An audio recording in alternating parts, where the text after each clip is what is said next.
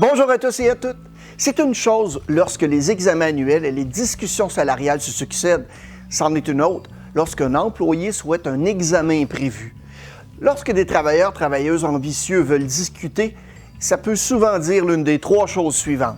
Ils partent, ils veulent une augmentation, ou bien ils partiront s'ils n'obtiennent pas d'augmentation. 2 fois sur 3, bien sûr, ils veulent une augmentation et c'est en fait une bonne nouvelle. Dans cette vidéo, on va voir certaines choses à faire pour mieux négocier le salaire des employés dans un esprit de win-win. On va voir aussi comment négocier avec un employé qui a une meilleure offre ailleurs. Mon nom est Mario Loubier et dans le but de vous aider à améliorer vos performances en matière de vente, d'expérience client, mais aussi de leadership, on partage sur cette chaîne des stratégies, des éléments de motivation et d'engagement, parce que les émotions mènent les décisions. Vous pouvez aussi vous abonner à notre chaîne et obtenir gratuitement au moins une vidéo par semaine.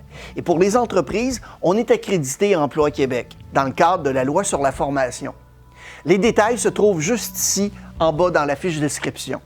Si vous préférez écouter cette vidéo en podcast, eh bien, cliquez sur les liens dans la fiche de description au bas de l'écran. Alors que d'autres employés s'en vont, les employés fidèles veulent simplement plus d'argent ou des meilleures conditions. Est-ce qu'on peut vraiment les blâmer? C'est pourquoi vous devez vous préparer à des conversations sur les rémunérations et les conditions avec les employés. Les experts affirment que c'est une occasion pour l'employeur et l'employé d'en tirer profit.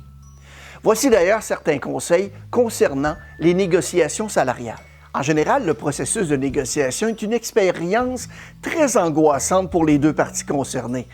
Mais les employeurs n'ont pas à craindre car c'est eux qui décident en dernier ressort d'augmenter ou non le salaire d'un travailleur. Tant que vous savez de quoi vous parlez, vos conversations avec les employés sur la rémunération peuvent être gagnantes pour tous. Voici d'ailleurs quelques conseils pour vous préparer à la discussion. Premier élément, vous devez d'abord et avant tout connaître la réalité de votre marché. Examinez les entreprises ayant un secteur d'activité, une taille, une implantation similaire. Les entreprises, est-ce qu'elles accordent des augmentations de 3 % par exemple? La plupart des gens sont ouverts à donner ce type d'informations en autant que vous fassiez la même chose. Disposez des données fiables sur le marché pour chaque poste de votre équipe. Un professionnel des ressources humaines ou de la rémunération peut vous fournir ces informations.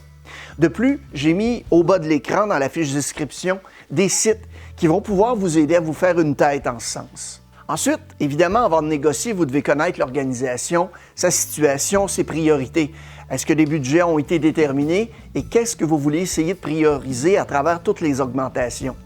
Vous savez très bien que lorsque va venir le temps de négocier avec votre employé, le « What's in it for me », qu'est-ce que ça me donne à moi, va prendre beaucoup de place dans l'esprit du candidat ou de la candidate. Il doit cependant être au courant de certaines des priorités de l'entreprise afin de pouvoir y contribuer. Troisième élément, vous devez ensuite connaître votre équipe et chacun de ses membres. Ça va vous aider à déterminer qui devrait obtenir des augmentations supérieures à la moyenne et qui devrait en obtenir moins. Soyez capable d'expliquer au moins pour vous-même pourquoi chaque personne obtient une augmentation ou une diminution et assurez-vous d'avoir une justification qui est concrète.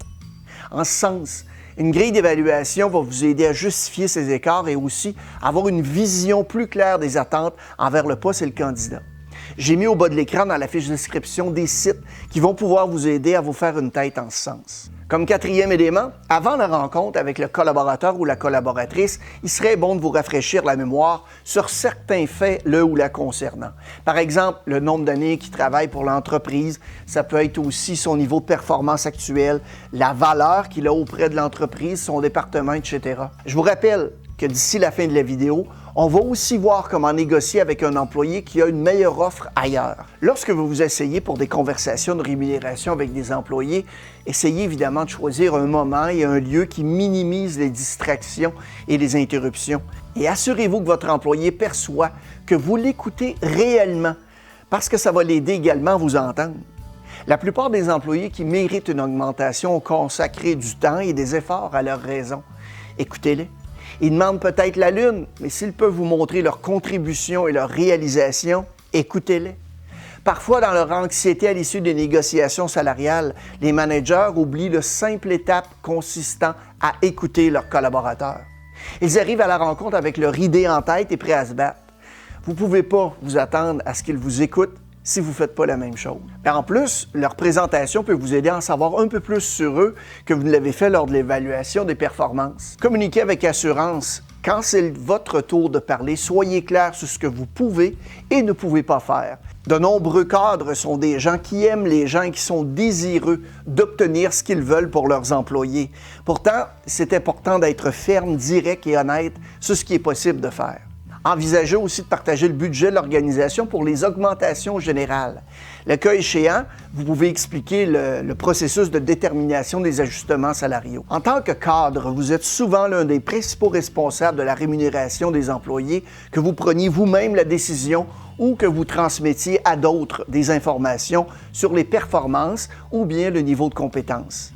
Même si vous souhaitez faire plus ou moins pour un membre du personnel, mais que votre demande est rejetée, vous devez comprendre que la décision finale vous appartient. Quand l'ajustement salarial exact est déterminé, étayez-le et communiquez-le à l'employé comme s'il s'agissait de votre propre décision.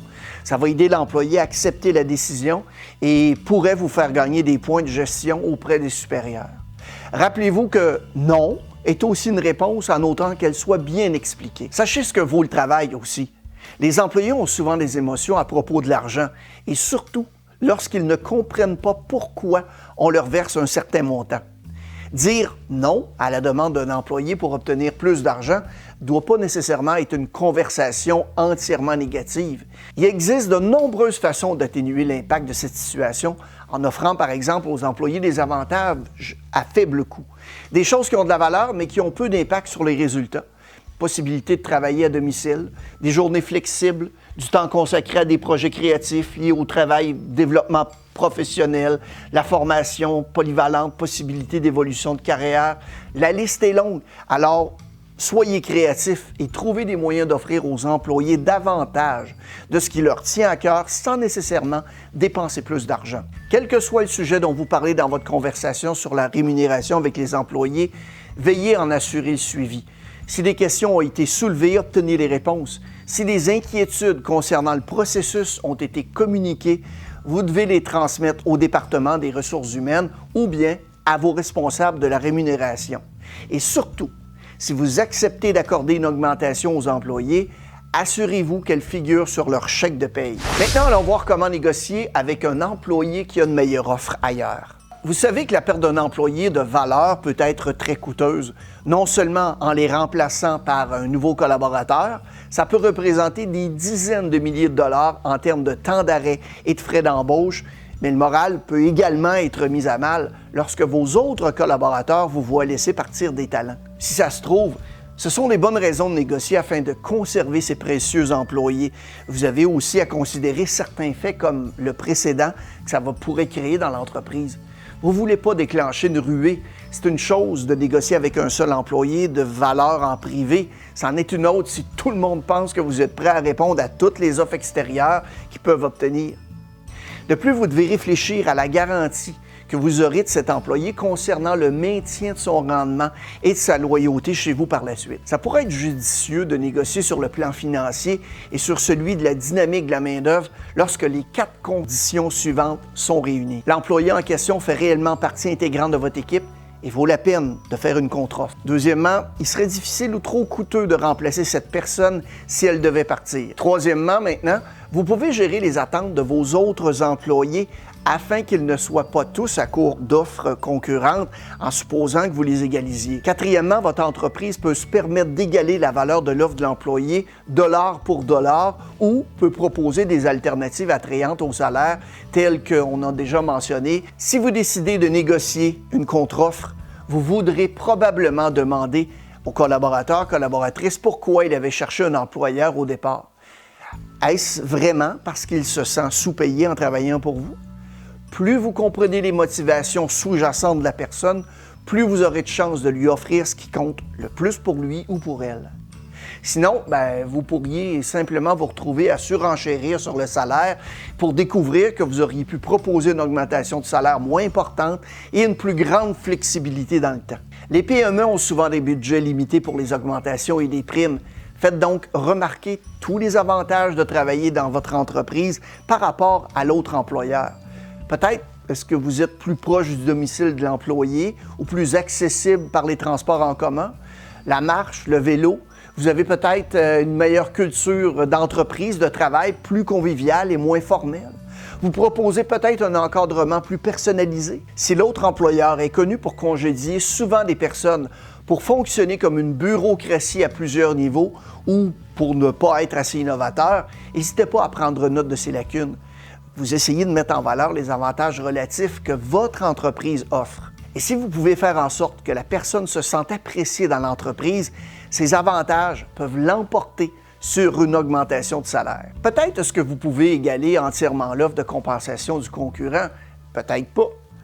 Si vous devez absolument atteindre leur chiffre ou même offrir une prime qui est supérieure et que vous pouvez vous le permettre, n'utilisez cette mesure qu'en dernier recours.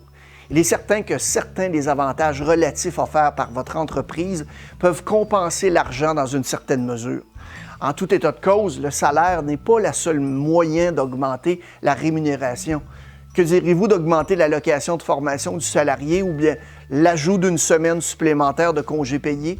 Ça peut être également aussi un avantage qui peut être très apprécié. Il peut s'avérer que l'employé ait pris sa décision de partir sans tenir compte de votre contre-offre. Ou peut-être que vous ne pouvez pas justifier le fait de répondre à l'offre qu'il a en main. Dans tous les cas, votre précieux collaborateur va vous quitter. Si ça devait arriver, vous aurez au moins essayé d'empêcher que ça se produise inutilement.